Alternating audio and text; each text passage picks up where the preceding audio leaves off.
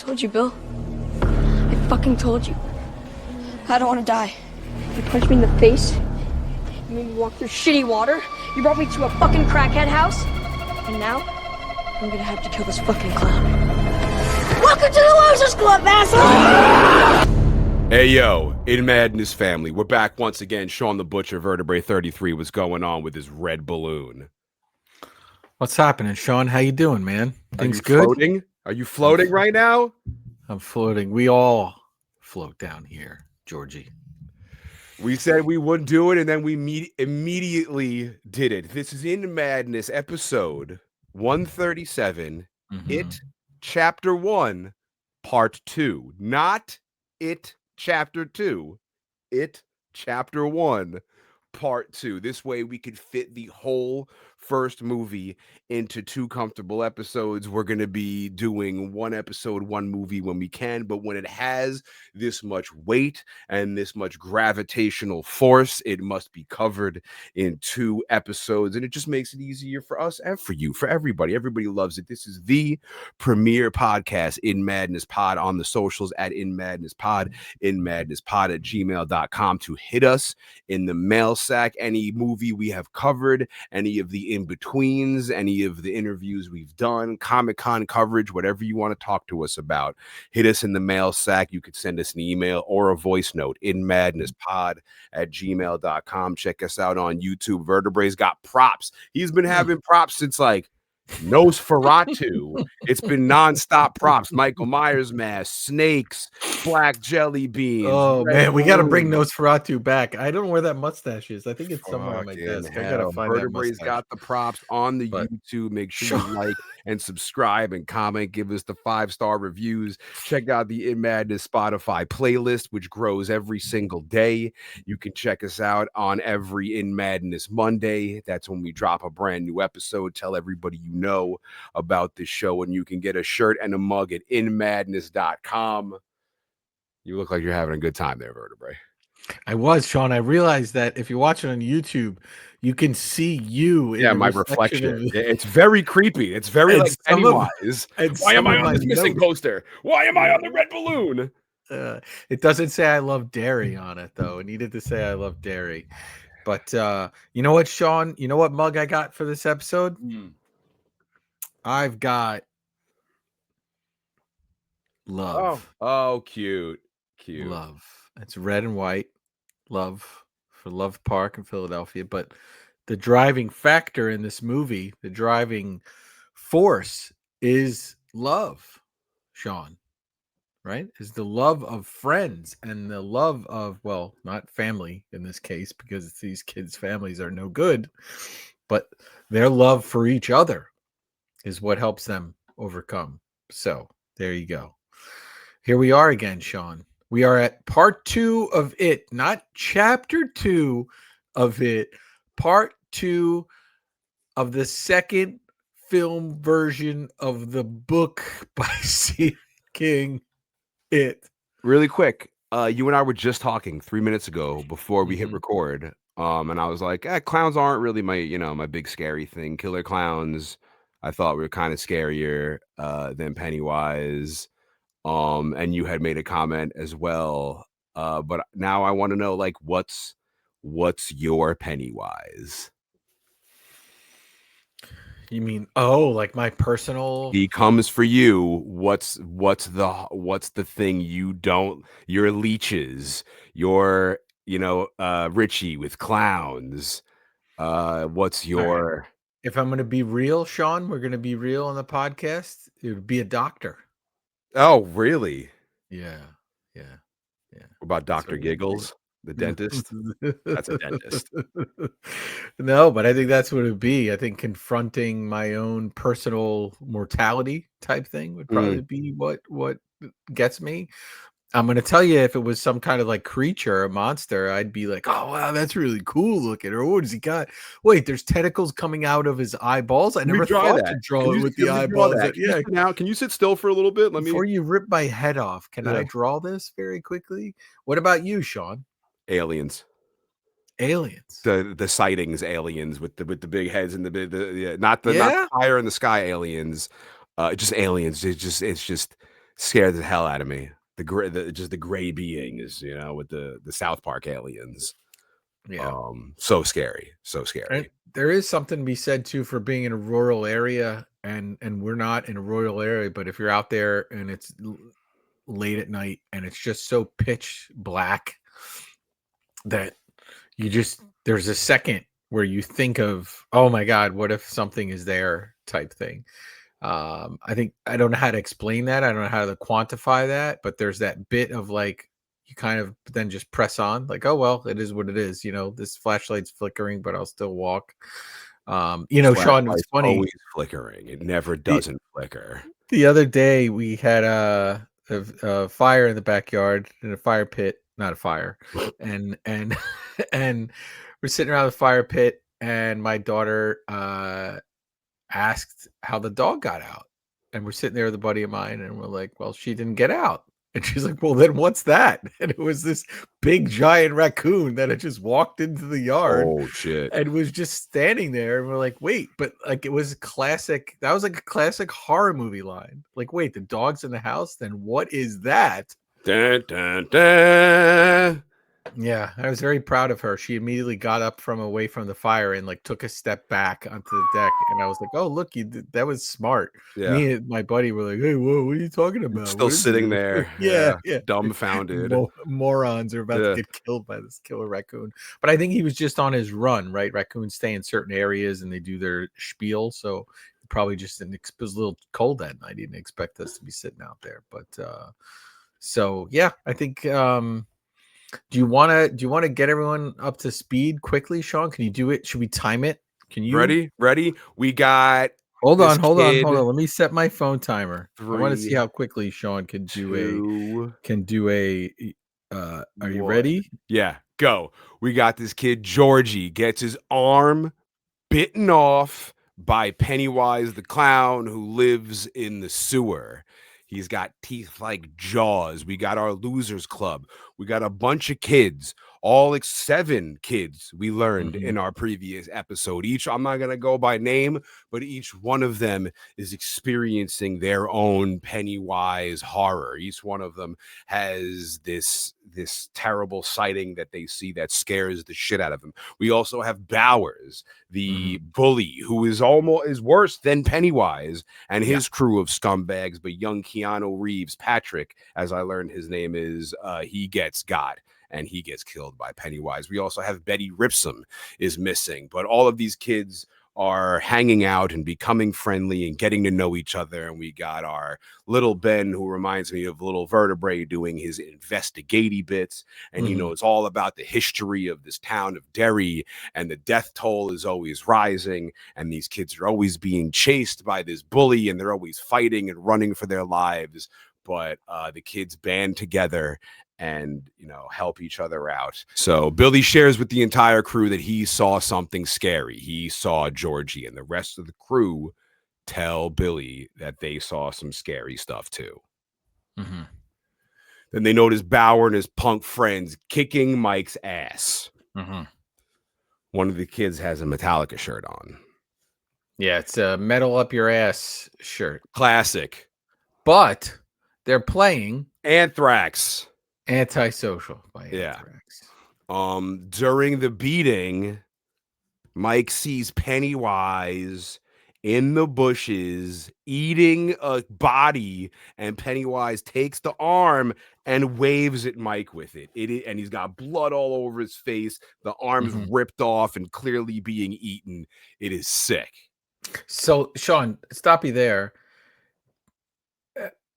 I understand the visual, and we talk about Pennywise eating people, but is that one? I think that's just probably Georgie's arm, is what I'm thinking, right? Because we saw the arm in the beginning. Okay. I don't know that he actually ever eats people. I think because we'll find out later on what's going on, but like I think he's eating he's living off of their fears. Fear. Oh yeah. Okay. Right. Because he's eating that kid's face at one point, but he's not. He is, but he's not really though. Yeah, he's like sucking his face. But there's no like actual damage. It's weird. We'll get to it. I don't want to like if you're listening along and you never watched it, we're gonna ruin some things for you. But well, we're about to ruin it all. The Losers Club come and save Mike. They have this rock war, and that's when Anthrax Antisocial is playing. But the Losers Club win the rock war, and they recruit Mike into their crew. yeah, and in the book, I think that's when they become the Losers Club. Like that's when they kind of use they call him that. Oh, it's the Losers Club. Like they see him together, and he kind of calls them out. That certainly Bowers is in the book. He's not only just an awful human, incredibly sexist and incredibly racist throughout the entire book. There's some super, if you're reading this book for the certain, for the first time and you're uncomfortable with certain language, it is all over this book to get this character across. And he is just a disgusting human being. But that's when they kind of meet them, and he calls them out, has his own name for everybody, and then said one of the guys says Losers Club, and they're like, yeah, Losers Club, and they're they kind of adopt that as their own name. Now we got another kid missing. Young Ben has found a pattern. This bad stuff seems to happen in Derry every 27 years. Mm-hmm. This thing emerges for a year. It kills kids. The town is cursed, and they're all seeing their worst fears. Yeah, and we see they're all on the street, Shawn. This is, again, daytime horror. This is what the kids are dealing with right now. And this is Derry Independence Day that's taking place, and they've got this big event. They've got a clown there and everything. And wow, they have to deal with this monumental thing that they're figuring out, and everyone else is just hanging out. Mike was in a burning house. His mom and dad died in the fire, and he keeps seeing that image. Mm-hmm. They go to Billy's, and he shows them a map of Derry on this projector. Mm-hmm. They find out all these tragedies happen in Derry. The Ironworks. What is it? The Black Spot?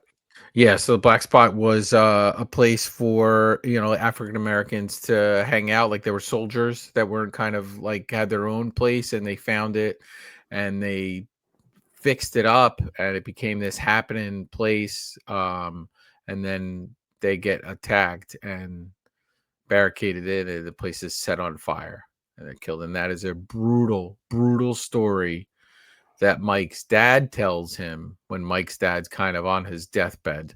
He sort of finally tells Mike this story. So I think that's where erasing what Mike does in the book, really, that's a weighty thing that I feel like, I don't know, maybe they were nervous about touching on, but they kind of took that away from this character. And that's a major event. That'll be an event that probably takes place in Welcome to Derry. We'll probably kind of see how that goes down. All these things that happen through time, they're all connected through this well house. It all leads to this creepy house on Neibolt Street, and that's where it lives. Yeah, and Shawn, when they're on the street in the background, there's a marquee for the movie theater, and it's got Batman on it. So Batman was released June 23rd, 1989. Shawn. So that's in the background. So it's time accurate. And, gnarly bit for me. I saw that movie in the theater. Me too. And ended up with my picture in the newspaper with a few friends of mine that saw it in the theater. So I have to find that photo somewhere. Like were you like cutting school and you got your spot blown up by the newspaper and your parents what the fuck is this? No, little vertebrae. I actually never cut school once. But there's this bunch of people yelling nerd right now. But that's okay. That's okay. You're gonna miss the gnarly bits if you cut school, Shawn. Not math, but you're gonna miss the history, in the English class. But yeah, there's a photo of me and a guy that's in the photo with me I'm still friends with and actually listens to this podcast. So I'll cool. I will dig it out. Yeah, I'll dig it out and we'll post it. What's his name? His name is Shawn. Oh, cool. I like him already. This projector they're looking at starts freaking out. Images of Georgie and Pennywise show up on the screen until Pennywise pops out of the screen. But he's like enormous, gigundous. He crawls out of the screen, growls at the kids until they open the garage, and it's again sunlight, daytime horror. Yeah, and they're doing this whole thing with the water system map and putting the slides over it. And then, Shawn, if we back up just for a second, when they're there at this Derry Independence Day, there's this big Paul Bunyan statue. That's a big deal in the book too, where people there were protests over it, and people thought it would be an atrocity to have this big plastic. This is a plastic statue, I think, of Paul Bunyan there. And this is based off of Bangor, Maine. So there's a real life Paul Bunyan statue in Bangor, Maine. So King kind of incorporates it into here. We will see that statue play out more prominently in chapter 2. Billy wants to head to the house on Neibolt and get Georgie, but nobody else does. So Billy goes alone, but they all end up following him. Yeah, and he gives a speech too. What happens when he gives the speech, Shawn? And it's the first time he does not stutter. So Billy's stuttering throughout the entirety of this movie, but he gives this big speech about how living is like being dead if Georgie's not there. So heading into this house doesn't scare him at all. And he tries to make the kids be all brave. But then he was like, who wants to stay outside and keep guard? And they all put their hand up because none of them want to go in. No, I don't want to go in there either. They go in and the place is thrashed, and Loudmouth Richie finds himself on a missing poster and his face is on it and he's freaking out. And they go into it, Shawn. They mentioned how bad it smells in the house. Obviously, it does smell really bad because it's this old condemned house. But also in the book, King goes into, there's a certain smell that Derry has. And you start to realize in the book that smell that exists is not just that there's this water and there's under, the sewer system and whatever it is, that it's actually the smell of it. That's what the town smell is. So that was an interesting kind of little nod to it there. They either find or have an illusion that they find Betty Ripsome in this house. But then all the kids get separated and all experience their own hell and their own horror. Eddie gets scared by the leper and he falls through a hole in the floor. Richie ends up in a room full of clowns, and they even do a tribute to the original Tim Curry Pennywise in there, which is really cool. Yeah, it's kind of a mannequin that's kind of on the left-hand side. And when Eddie falls through the floor, Shawn, he breaks his arm, right? So he's laying there, and you see it swelling up, and we get into it more later on. But dare we say this is the first time Eddie is really feeling legit pain in his life. But Pennywise pops out when Richie's there looking at all these clowns, and he goes, beep, beep, Richie, and chases after his ass. That's fun. Yeah. And that's the beep, beep, Richie is a big thing. That's said about 1,000 times in the book. It's something that they say to Richie because Richie's the loudmouth guy who, just doesn't know when to stop, and they're going to get bullied, but he's going to mouth off of the bullies anyway, and he's going to make it a lot worse. So they'll kind of do this beep, beep, Richie. So they don't do it throughout this whole thing, but they nod to it. They make sure that they include it in there. Very cool. Eddie is downstairs with a broken arm, and this is one of my other favorite scenes in the movie. Pennywise crawls out of this refrigerator upside down, sort of, and flips over and tells Eddie it's time to float. Billy and Richie find Betty Ripsome. She's like chopped in half. But then they go to save Eddie. Pennywise, he lunges at Bill, and Bev takes one of the things off the fence and jams it through Pennywise's skull. And it's still alive, but its face is all twisted and contorted, and the teeth are all sharp. The hand even turns into this Godzilla-like lizard. Oh, yeah. This is all very, very cool. But it ends up snaking back down the well. And what's funny, before that, Shawn, there's a whole thing with these 3 doors. So it says the doors say not scary at all, scary, and very scary. And that's when they see her, when they open the door that says not scary at all. So we never see what's in scary and very scary doors. I like that they go through the not scary at all, and it is still very scary. Yeah. And what's funny, Shawn, is I wrote in my notes Monsters Inc. And I say this because Monsters Inc. has these doors in it, and they travel through, and they got to get this scream meter in the original, and they get the screams of the kids, and that's what's the energy of where they live, right? And then they change it to laughter, and the story goes on. But Monsters Inc. owes a lot to it feeding off of the fear of these children. And then we get these 3 doors. I can't help but think if that's a little nod to Monsters Inc. because they enter through those doorways. That's pretty funny. I didn't even put those together. The kids end up escaping the house, but Billy wants to go back, but the rest of the crew has had it. So Billy and Richie fight. Richie tells Billy that Georgie is dead. Bev tells him it's trying to split them up, but they're stronger together, but they all bail on each other. Yeah, and Eddie's mom comes to take him away. She's quite the character, and she's, controlling, and obviously we're going to find out to the extent of that she's controlling. And she's driving Shawn this like crazy, like this sort of funky, like hatchback looking Tupperware type container looking car. Pretty funky. She's yelling at all the kids.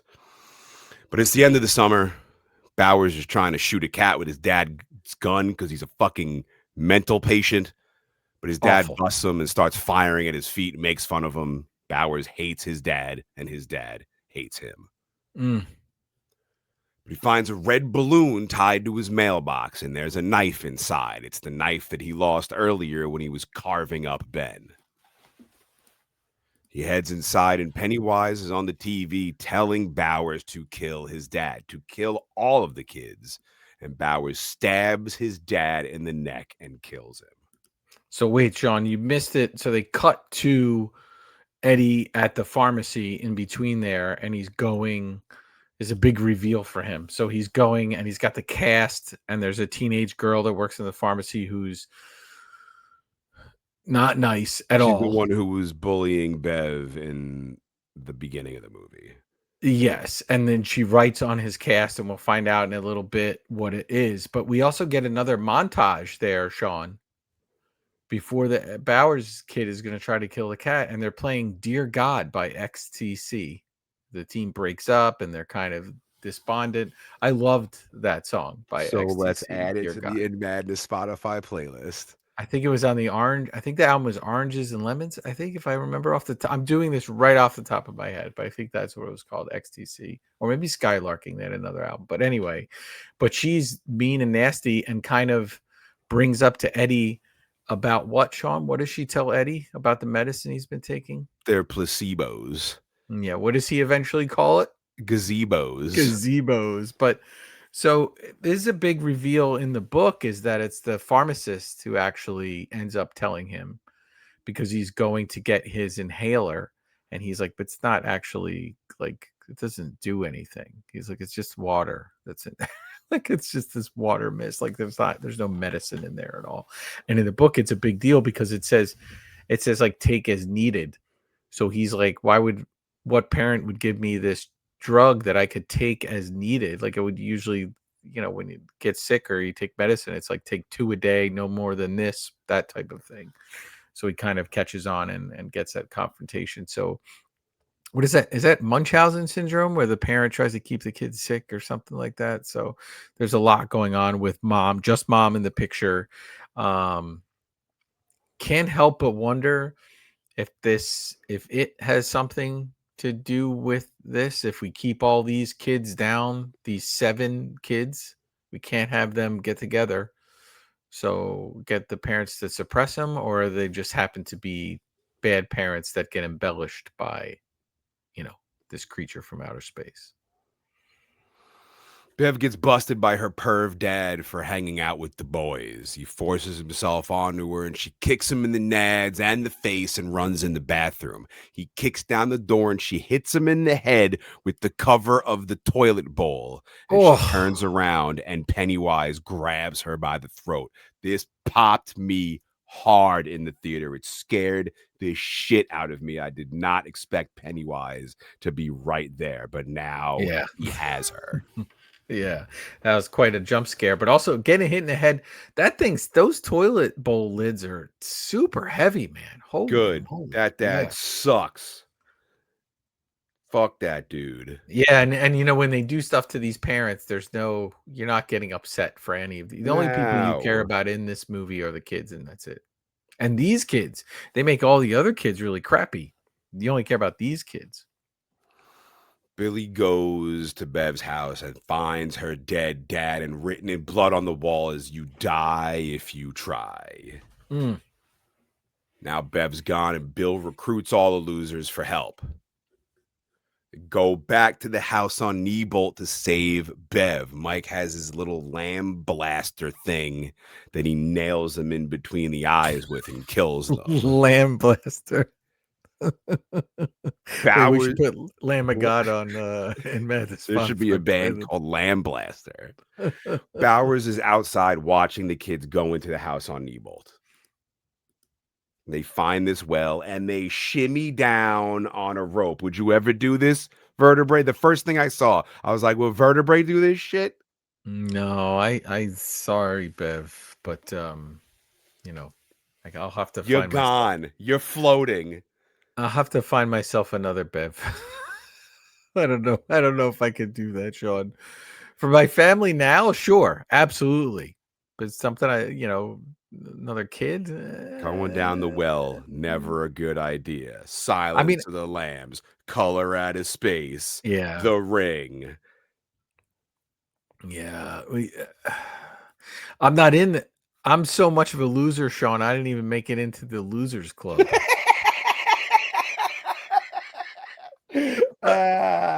Man. Because they're out hanging out, riding bikes and You're stuff. still at Right? home. Yeah. Oh, No good. man. No good. That is funny.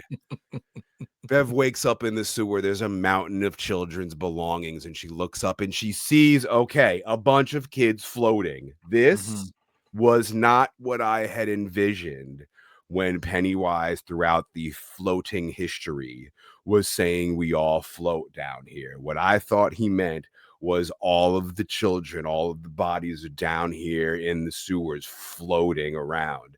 I did not think they were actually literally floating in the air. Right, and that's a change for the film. That doesn't take place in the book. So they're giving you, I think sometimes when you translate these to film and for the mass audiences, you got to do a direct translate on a few things, and they can allude to things like cosmic turtles and all this other stuff. But I think in this case, it was such a key line for this movie. When I said it, when we were teasing it, you're like, that's like the slogan of the movie. You're giving it away right away. That I think they felt the need to make it. I will say, Shawn, too, it's a really, really cool visual. And are they floating? Are they caught up in cobwebs too? Like, it looks very cobwebby. They're also cosmic-y floating. It's kind of like the end of Mortal Kombat when all the souls started flying out of the floor. Remember Mortal Kombat? Great movie. Which one was this? It was like a couple of it was this year. Oh, this year. Oh yeah, it's the one with Leonardo. Got it. Yeah, Mortal Kombat with Leonardo. Pennywise the dancing clown puts on a show for Bev. He's doing his little dance. He's throwing his little legs back and forth, having himself some fun. He picks her up by the throat, and his eyes roll back in his head. His mouth grows open with all these teeth, and a spotlight is shining out of the back of his throat, and it puts Bev in a trance, and she starts to float. So, Shawn, for me, this is the floating kids is an amazing shot. This to me is the best shot in the entire movie. This should be a t-shirt. I don't know why it's not a t-shirt with all the teeth. We see the million of the teeth. We see the deadlights. That's what those are. So that's the actual cosmic form of it inside there. It's eldritch form of energy. Right there. And it's funny. It says in here, I had in my notes, I wrote that it's a weapon of cosmic horror capable of inflicting instant death or permanent insanity by trapping a victim's mind in an endless loop of terror to feed the creature's hunger. So we're feeding him. They're just trapped, floating, just being perpetually scared over and over again. Bev says she's not afraid.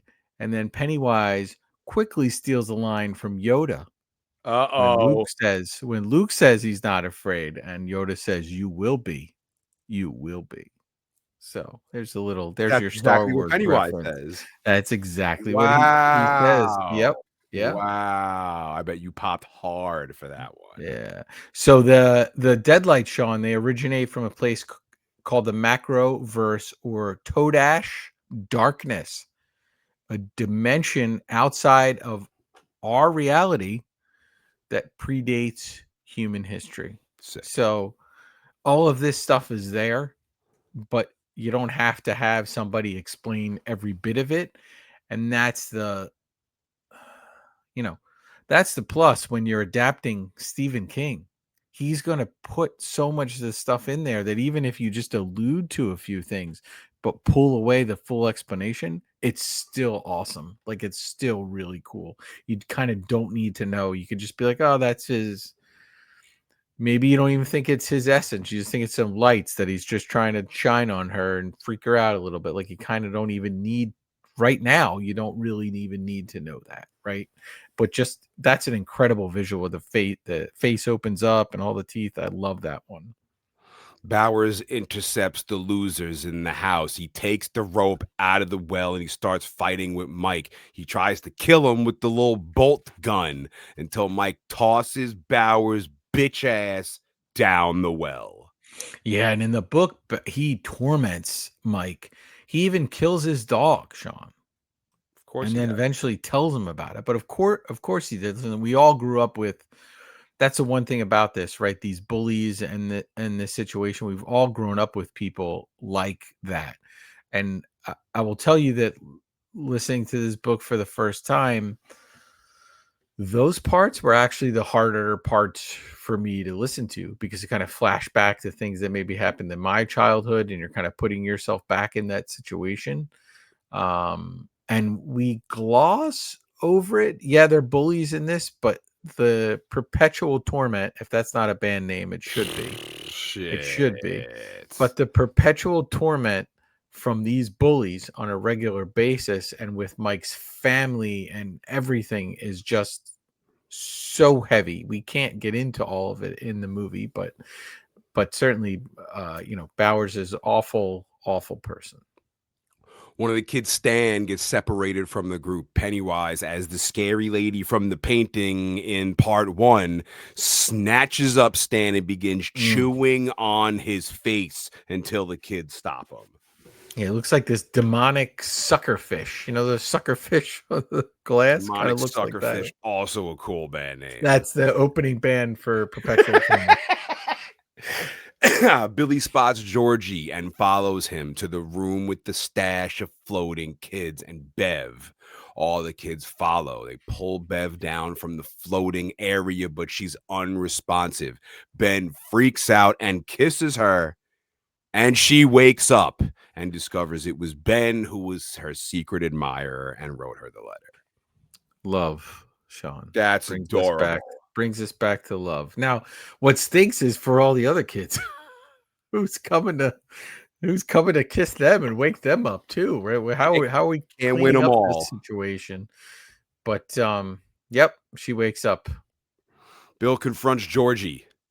Kid's got no freaking arm. They share a moment, but Bill knows it's not Georgie and pops him in the skull with the bolt gun. Georgie spazzes out and he turns into Pennywise. I love it. Like, his arm pops out and his other arm and his leg. And Billy fires the bolt gun at Pennywise, but even though it's not loaded, it still damages Pennywise.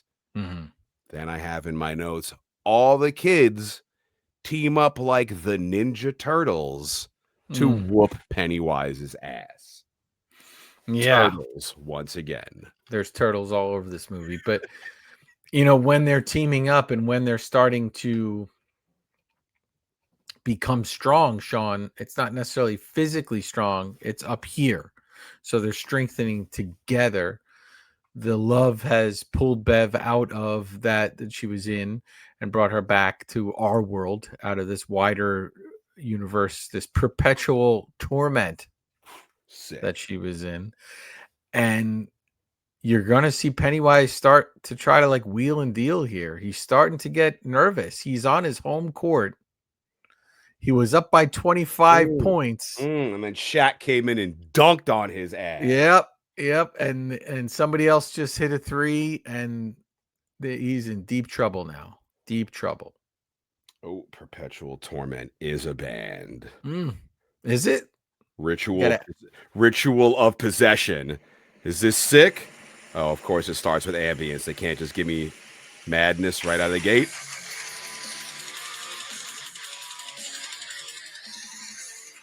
Can barely hear it, but Perpetual Torment. Sick. We'll add a song on the In Madness Spotify playlist. Pennywise gets hold of Bill. Eddie has had enough. He welcomes it to the Losers Club, and all the kids again start whooping Pennywise's ass. But it begins turning into all of their biggest fears. It even has these like crab arms that are stabbing into the ground, and then it has all these weird octopus arms at one point. So, Pennywise is just one of the manifestations of him, and we start to see kind of a form of him that we're going to see in part 2 as well, kind of start to come out. And this is very Thing-like, Shawn. Starting to freak out, and all this other stuff is molding out of it. We saw arms coming out of the mouth before. It's going for broke because it's in trouble right now. At one point, Bev takes a rusty pipe and jams it right down his throat. Bill tells it they are not afraid of it anymore. Now it's going to starve, and it retreats into the well. It's looking up at the kids as its head slowly cracks open, and it's repeating throughout the movie. Billy's doing his stutter exercise to help him not stutter. I don't have it in my notes. I don't know if you do. I do have it in my notes. Give me a sec. I wrote it down. Pennywise is repeating this over and over, but he's doing it like he's very defeated. And he's in the well, and he's repeating it over and over. And he looks up at Billy, and he says one word, fear, and falls down the well. Oh, my God. What happened to my notes, Shawn? It was right at the top. It was at the beginning, because he says that you kind of see it. It was a thing that they would repeat for stuttering.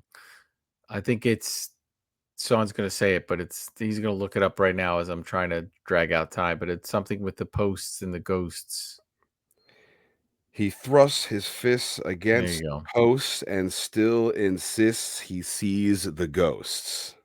Yeah, we seem unprepared because he says it 1,000 times in the movie. But there's other things that throw me off, Shawn. I was studying turtles, man. Cosmic turtles. I wasn't remembering phrases. All the floating kids begin coming down, and Bill finds Georgie's yellow jacket and all the wreckage, and all the kids hug. It's a very emotional moment. And Shawn, in the book, there's a silver, there's like a slingshot and a silver bullet ball that goes through and takes him out. So we don't really get that with this here. She hits him with something, and then it goes through his head, if I remember correctly. But it's more focused on their teaming up. Yes, they're physically hurting him, but also what I want to know, Shawn, is why can't he just grab other kids? Like, why is he focused on these kids? He could have just tormented other kids and left them alone. And then this is where I put like endings are hard. So like, why does he leave? And then is it just time to go? Like, what's his feeding time? If it's every 27 years, is it 27 years for 1 month? Is it 27 years for, like, what is that? And what is his fixation with these kids in particular? Because he could have just kept snatching up, kids from all over the place. But, the book has a very controversial ending to a lot of people, where to get out of this deal, Bev ends up having sex with all of the boys. Do you remember that in the book? Yeah, of course. Who doesn't remember that? Terrible ending. Terrible ending. And terrible ending. I never knew that was the ending of the book because I had never read the book. Reading it now as a parent, I'm even more horrified by the ending. I get the idea that it's love that's conquering, but I think in this case, the movie handles it a little bit better. Their partnership of them as a group handles it a little bit better than they did in the book. I'm curious what other people think about that piece in the book, the ending of this sequence anyway, right? Because we're going to get 27 years from now, we're going to deal with this again. But the ending of this, that's kind of how that happens. And I think that's, yeah, I mean, obviously they were going to change that. And I think this togetherness as a group and kind of, getting the mild flirting and the lovers triangle is a lot easier to put on film than having these young kids, so, but I would say both of them are a little weird. Endings are just tough on these things, Shawn, for sure. Summer's over. Bev's telling the kids she felt like she was dead when she was floating, but she had an image of them as adults all back together again. So Billy makes them take a blood oath. If it comes back, they're going to come back to fight it.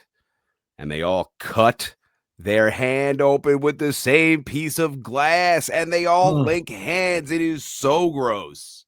So gross. But there's also the kid's, Eddie's arm with the cast on it. Mm-hmm. And you want to do the reveal, what she wrote and then what he wrote over it? Yeah, you saw it earlier you saw it when he gets the call to go. He's on his phone in the kitchen. You see it where she wrote loser and he changed the S to a V to say lover instead. But yeah, Shawn, so this is a couple questions I have about this ending. So wait, we're officially ended, right? Well, so the kids all separate. Bev's headed to live with her aunt. Her and Bill kiss. It chapter 1, the end.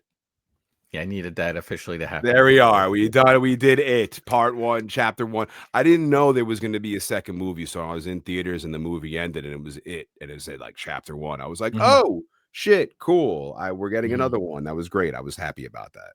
So I wonder, because it pops up at the end and they don't promote the movie like that, I wonder if people knew. Yeah, I was surprised. Nowadays everything gets ruined. So I mean, obviously a book, it doesn't mean that they have to do the whole adulthood. They didn't have to. Yeah, I didn't think they would just on the kid part. Yeah. But nowadays everything, you gotta have a sequel, baby.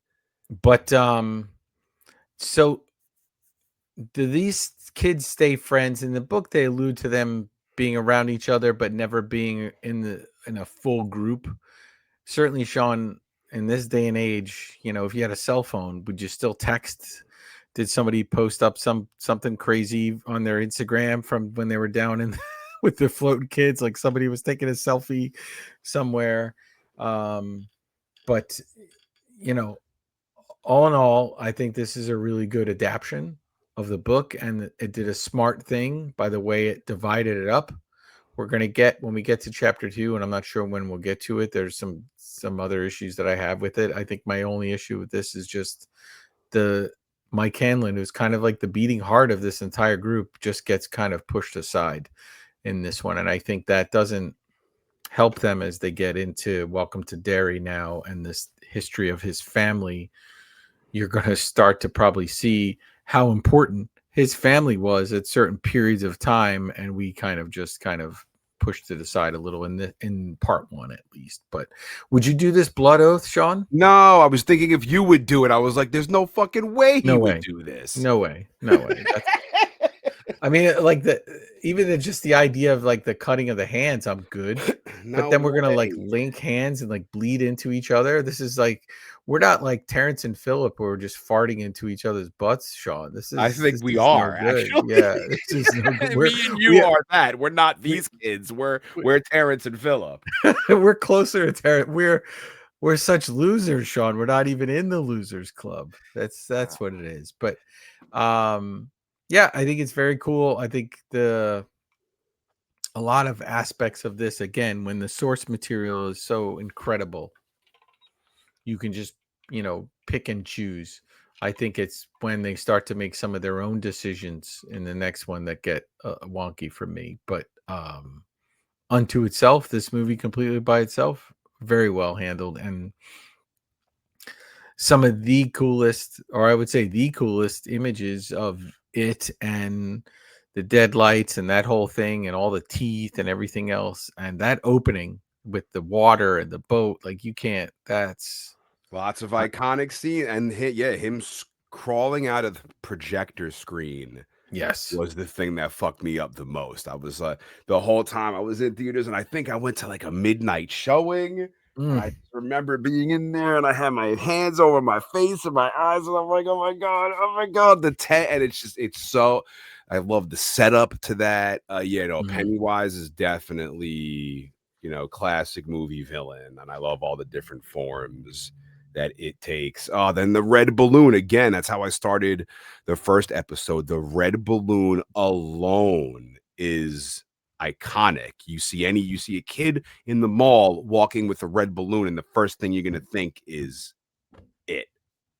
Yeah. So that does it for our follow-up episode to It Chapter 1. This was part 2, episode 137 of It in Madness Pod. Did you get as many of your gnarly bits in as you could for this? I know you did a lot of research. I did, and I certainly could have talked about more of them, but I don't think there's any point. I think if you want all of that, it's in the book, and you can go get it. We'll eventually get to chapter 2, Shawn. I think probably next year. I mean, we'll see what the year does for us. We'll see how crazy shit is about to get, because I feel the ground rumbling already.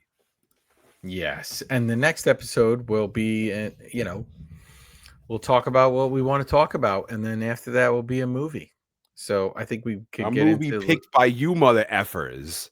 Yeah, go easy on us, please. Yeah, go easy on us. Yeah, well, we'll get to that soon, though, too. We got to get to that first. We got to stop promising things and then not delivering on the promise, like one movie, one episode. But again, more detailed movies get more detailed episodes. And yeah, It Chapter 1 was a great movie. So with that being said, we will see you next week for another brand new episode, number 138. Wow, look at the year go. In Madness Pod.